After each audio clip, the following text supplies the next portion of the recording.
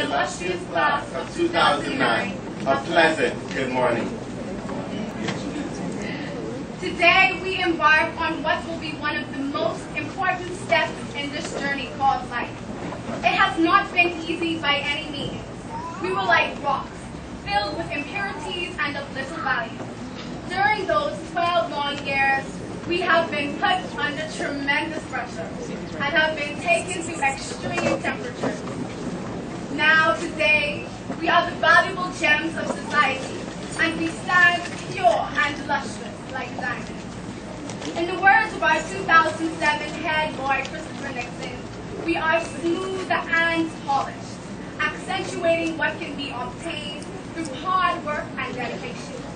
We, the class of 2009, have created many memories, both enjoyable and unfavorable, but we've finally made it to the end of the road. Shanice, I seriously cannot believe how fast time has gone by.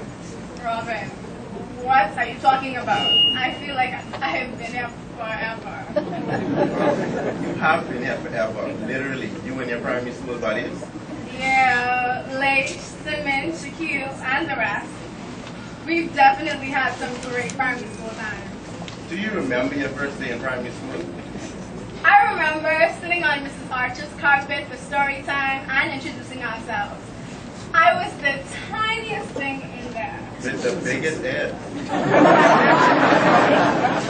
Next to Ernest, who was so small and cried so much that he could have drowned himself. Alright, Ernest, you have Shanice is teasing you. So tell me, what did you do for fun? We were in brownies, scouts, and cubs. We used to shoot marbles, play ball bucking, and ring play.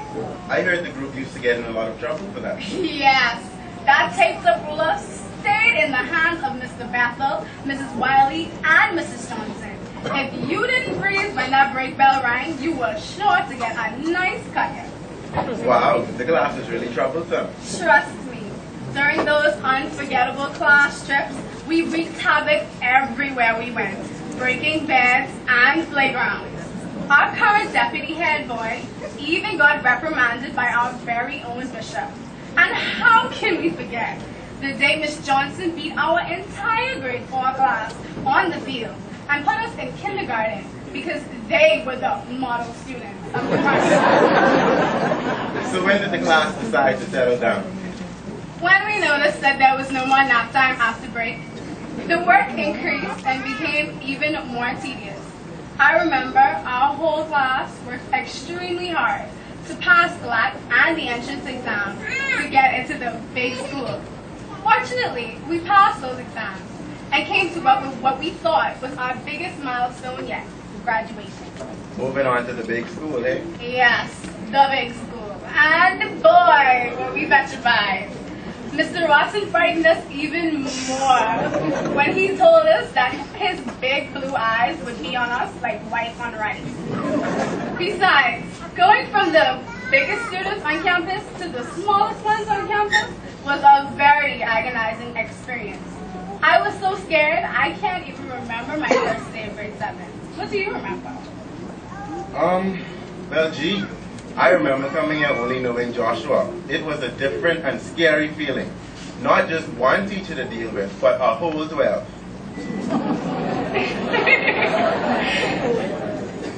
Now I remember, you came from Harbor Island, the island boy. Yes. Who else joined that year?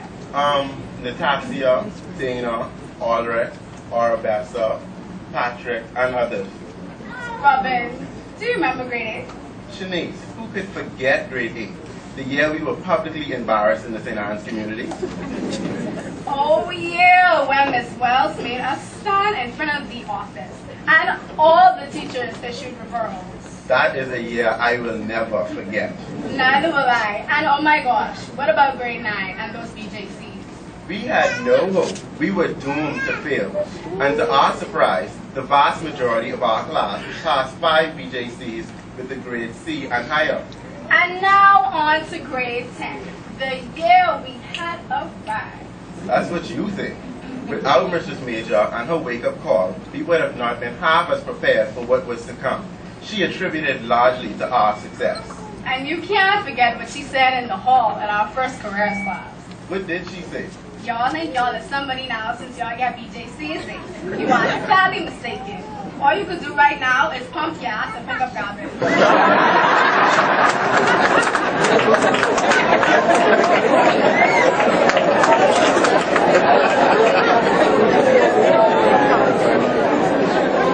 Boy, that's a something.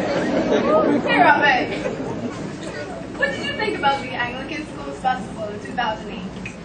That was when we won a lot of competitions and had so much fun. It was truly memorable. Even though we lost our trophy on our own turf, we commended Bishop Michael Allen's school for putting up a good fight like the true warriors they are. But don't worry, next time we will be back for what is rightfully ours.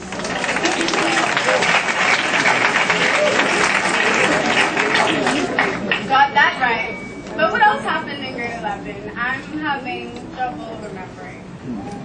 That was the summer we took on the tedious task of painting the prison cells we call classrooms.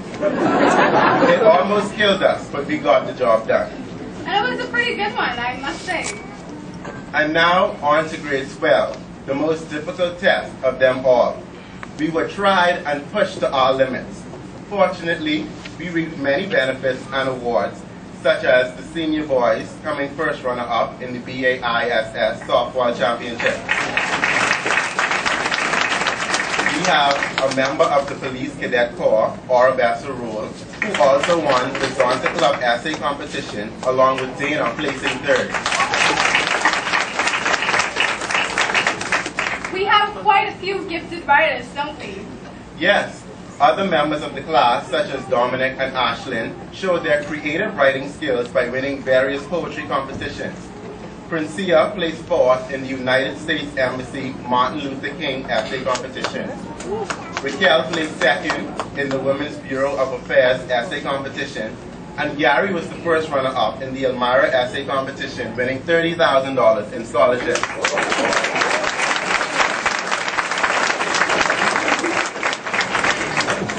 Gary surely cleaned up. Wasn't he first runner-up Gentleman of the Year for the 2009 Gentlemen's Club? Yes, and we also won School of the Year. We must also recognize Farisha, Melisha, and Danae for winning the coveted internship at Deloitte & Touche accounting firm.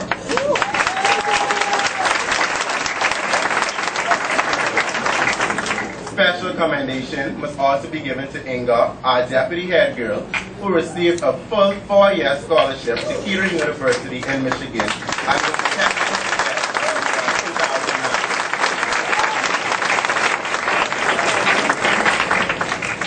Speaking of scholarships, this stellar young group of young people have received a good number of scholarships. Am I correct?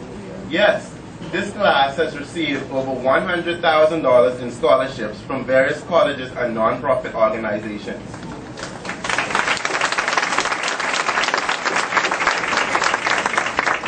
There is no doubt when I say this class is filled with purpose, promise, and potential.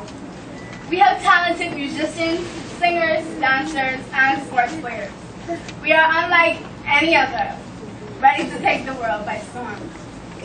Class of 2009, we have reached a milestone in our lives. However, we have not accomplished all that we can. This is why our only option is to stay focused, for we have not yet made it. I urge you to continue to push forward, continue the legacy that we have carried out at this institution called St. Anne's. Mrs. Wells, on many occasions, you have shown us the gate and said that we could always tell our parents we simply wanted to leave. Well, Mrs. Wells, we are ready to leave.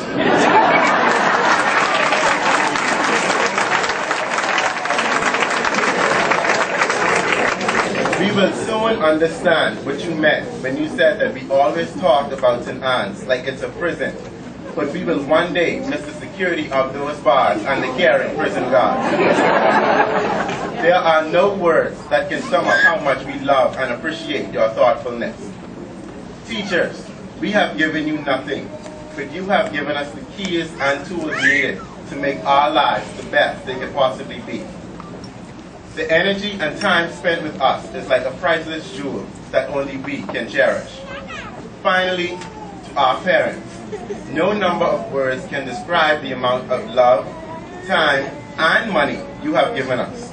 We can never repay you for all that you have done, but we promise to be the best that we can be in all that we do.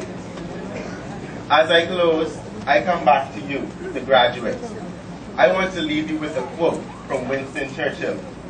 You ask, what is our aim? I can answer in one word: victory. Victory at all costs. Victory in spite of all terror. Victory, however long and hard the road may be. For without victory, there is no survival. End quote. Now it is up to us to create the path for the rest of our lives. In a few short hours, a major part of our lives will have closure, and the door to forever will open. Class of 2009, we will walk through that door with success on our minds. Tomorrow, the future begins. Chosen to prosper, the world is mine. We are the one and only class of 2009. Thank you.